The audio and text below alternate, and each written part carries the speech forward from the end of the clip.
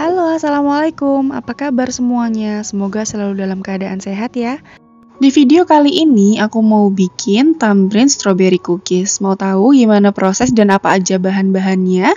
Ikuti terus videonya sampai akhir, tapi sebelumnya jangan lupa subscribe dulu ya. Kalau sudah, terima kasih. Langsung aja kita mulai, siapkan satu buah wadah, lalu masukkan 150 gram margarin. Di sini aku pakai campuran 100 gram Blue Band Cake and Cookies dan juga 50 gram butter. Tapi kalau mau lebih ekonomis, teman-teman boleh pakai margarin semua. Yang penting jumlah keseluruhannya 150 gram ya. Kemudian kita akan masukkan juga 120 gram gula halus. Aku pakai gula pasir yang dihaluskan. Lalu ini akan kita aduk hingga tercampur rata sampai adonannya halus pucat. Boleh juga menggunakan mixer dengan kecepatan rendah, sekitar 1-2 menit saja.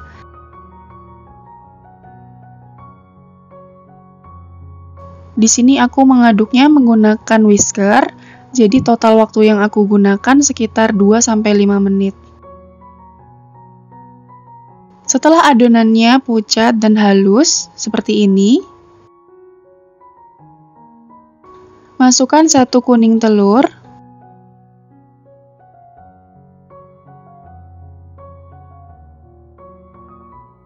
lalu aduk lagi adonannya sampai tercampur rata.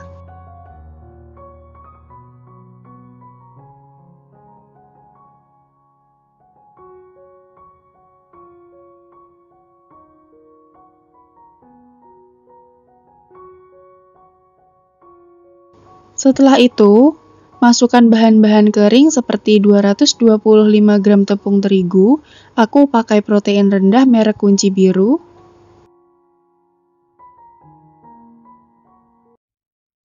Lalu masukkan juga 1 sendok teh baking powder, cuman ini nggak kerekam waktu masukinnya. Tambahkan juga 20 gram susu bubuk,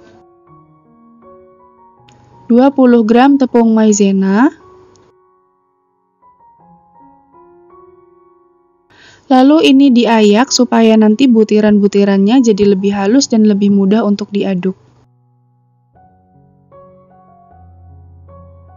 Nah, kalau semua bahan kering sudah masuk, kemudian ini akan diaduk hingga tercampur rata sampai adonannya kalis dan juga mudah untuk dibentuk.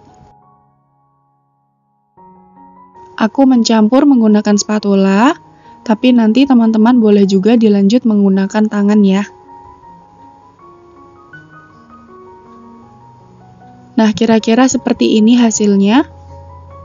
Tekstur adonannya halus dan lembut seperti ini. Kemudian, pulung adonan membentuk bulatan. Kalau sudah dipulung seperti ini bisa, tandanya adonannya sudah kalis dan siap untuk dibentuk. Untuk menyamakan ukuran, aku pakai sendok takar seperti ini. Jadi kalau ditimbang ini adonannya beratnya sekitar 6-7 gram.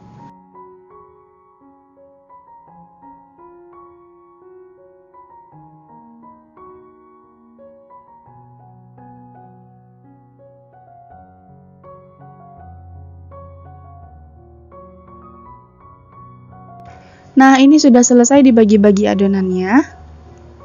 Setelah itu, siapkan 1 putih telur dan juga 100 gram keju yang telah diparut. Ambil 1 buah adonan, kemudian ini akan kita bulat-bulatkan seperti ini hingga bentuknya mulus. Celupkan adonannya ke dalam putih telur. Setelah seluruh permukaannya sudah terbaluri putih telur, kemudian tiriskan, lalu adonannya kita gulingkan ke dalam keju parut. Nah, sedikit dikepal supaya kejunya bisa menempel seperti ini ya. Kalau sudah, letakkan di atas loyang yang telah dialasi dengan baking paper, atau kalau nggak punya baking paper, teman-teman boleh diolesi dengan margarin tipis-tipis loyangnya. Lakukan hal yang sama sampai semua adonannya terbaluri dengan keju ya.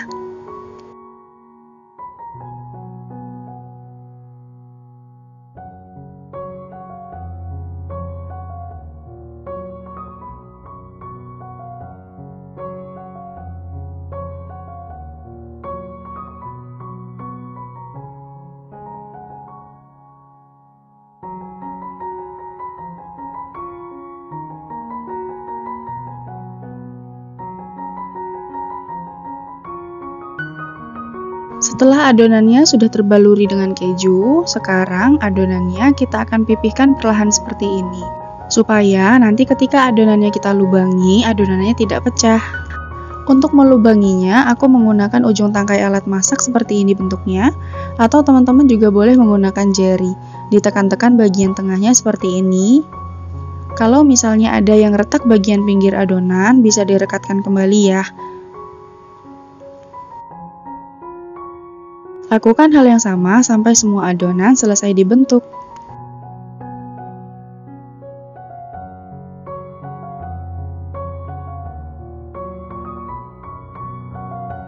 Setelah adonannya selesai dilubangi, sekarang ini siap untuk dipanggang. Sebelumnya, aku sudah panaskan oven sekitar 10 menit menggunakan api sedang cenderung kecil. Lalu masukkan loyang yang sudah berisi adonan. Aku letakkan di rak bawah dan juga rak atas seperti ini. Panggang menggunakan api sedang cenderung kecil, kira-kira sekitar 130 derajat Celcius. Untuk waktunya, kita akan panggang selama 20 menit. Untuk lubang bagian atas kita buka seperti ini, dan untuk pengaturan api kompornya kira-kira seperti ini, sedang cenderung kecil ya. Setelah 20 menit dipanggang, keluarkan loyang dari oven.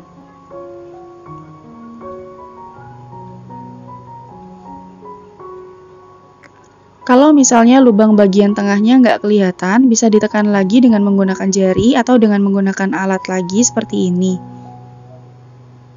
Nah, kemudian kita akan semprotkan selai ke bagian lubangnya.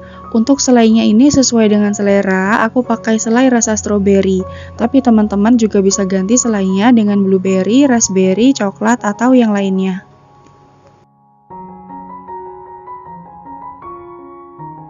Setelah selesai diberi selai, ini siap untuk dipanggang kembali.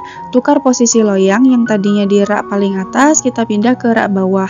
Sebaliknya, yang tadinya di rak bawah, kita pindah ke rak atas, dan panggang kembali sekitar 20 menit atau sampai cookiesnya matang menggunakan api sedang cenderung kecil. Jadi nanti total pemanggangnya sekitar 40 menit ya. Setelah 20 menit, kita keluarkan loyang dari oven, kemudian kita tunggu sampai cookiesnya dingin. Kalau sudah dingin, bisa dilepaskan dari loyang, kemudian kita simpan di toples kedap udara supaya bisa tetap renyah dan tahan lama. Nah, ini dia hasilnya, tamarind strawberry cookies. Hasilnya cantik banget ya teman-teman. Sebagian udah aku masukin ke dalam toples seperti ini. Kalau misalnya isinya tidak terlalu menggunung semua, maka bisa menghasilkan 2 toples ukuran seperti ini. Atau kalau ditimbang secara keseluruhan, maka beratnya akan ada sekitar 700 gram. Sekarang aku mau cobain satu, dan ini aku ambil ya. Tampilannya cantik banget, stroberinya juga nggak nempel sama sekali. Terus bisa kita lihat bagian bawahnya, nggak gosong dan juga matangnya merata. Terasa dari patahannya saja, ini udah berasa banget kalau cookiesnya renyah ya. Cookies ini rasanya benar-benar enak dengan rasa gurih dan kriuk dari kejunya yang kering, ditambah lagi dengan rasa stroberi yang asam manis, pokoknya jadi makin enak dan manisnya juga pas. Sekian dulu video kali ini, semoga bermanfaat. Sampai ketemu di video aku selanjutnya. Terima kasih udah nonton sampai akhir. Jangan lupa like dan subscribe-nya ya. Wassalamualaikum, bye. Jangan lupa like, share, dan subscribe.